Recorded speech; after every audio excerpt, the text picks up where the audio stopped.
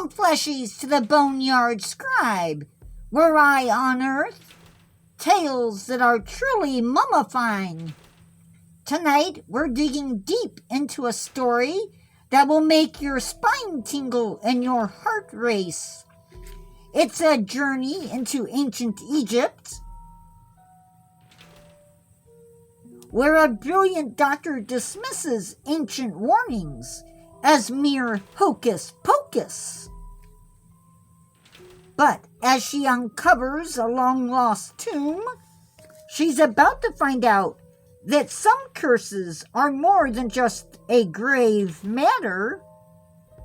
So settle in, because this expedition might just cost more than an arm and a leg. Don't touch that sarcophagus, because it is about to begin. It is.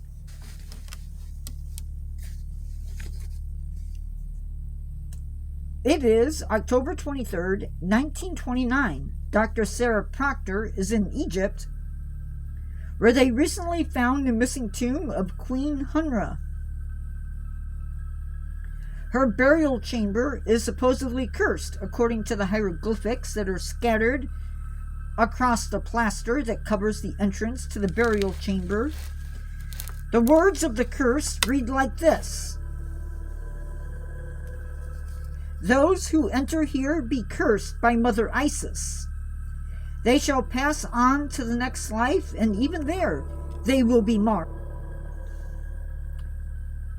Sarah, though, is not one bit superstitious. She has been in a few other tombs where curses have been mentioned, and nothing bad has ever happened.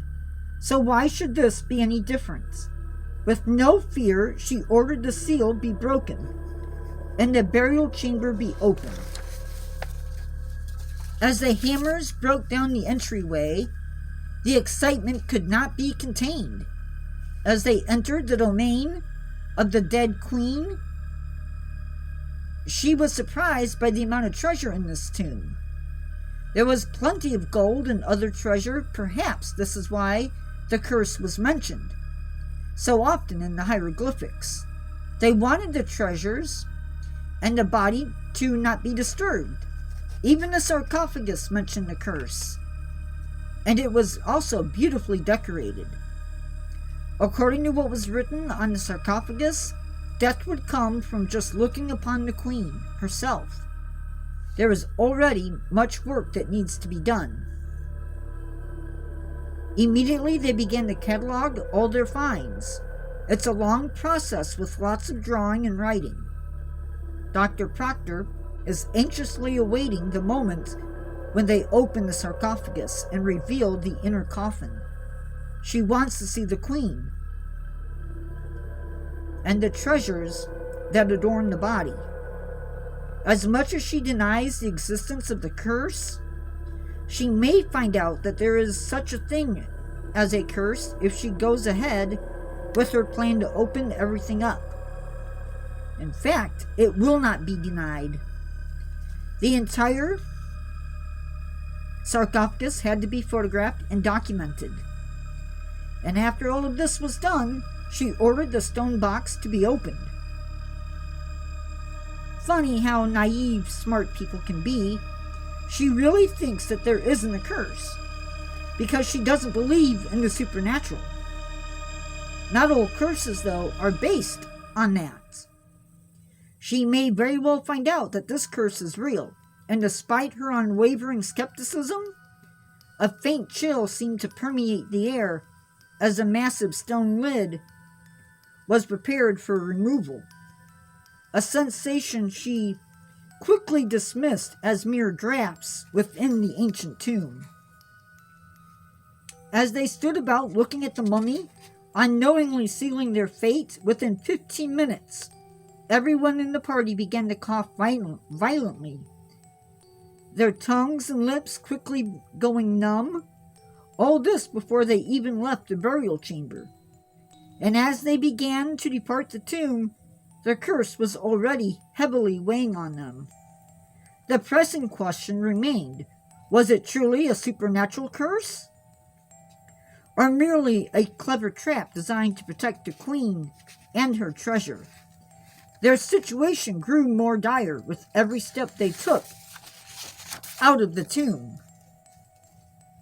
As new symptoms emerged, their lungs felt like they were on fire, their legs grew weak, and sharp chest pains began to develop.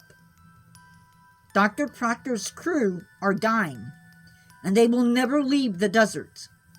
This is what the people who buried the queen wanted for those who might disturb their queen's sleep. One by one, they are finding that their lungs are burning and their hearts are dying as well, slowly paying for their instructions from the first to the last. One by one, they are finding that their lungs are burning and their hearts are dying as well, slowly paying for their intrusions from the first to the last. Their bodies are now laying in the desert sands, not to be recovered for another 10 years, when another group of archaeologists would make a significant discovery. Another burial within the same complex was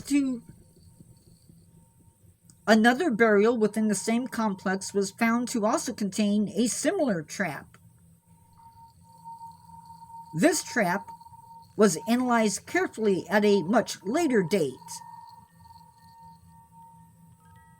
A much later date, as in 2000. And it was found to contain wolfsbane and ergot, a mixture that could have been fatal given an hour or two.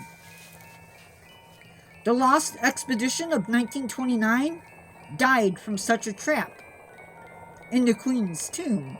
Modern investigations of her tomb found an interesting piece of something that was attached to the coffin lid.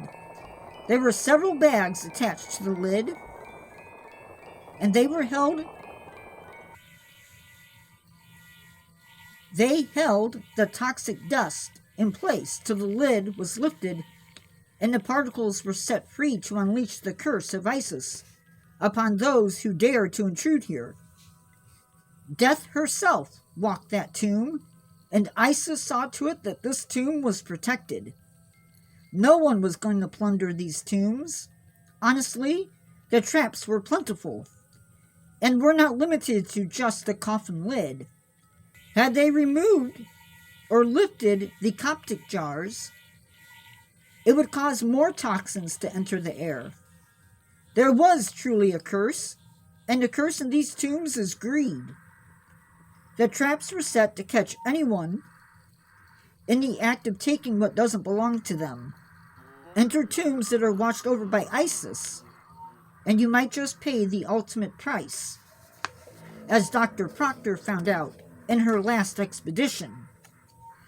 Well, Fleshies, that's all the dirt we're digging up for tonight on the Boneyard Scribe.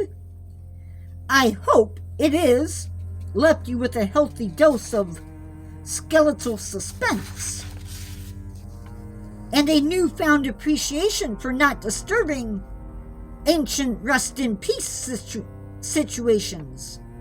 Remember, some curses are just a grave warning. A huge thank you to Nature Guy X46 for unearthing such a deadly good story.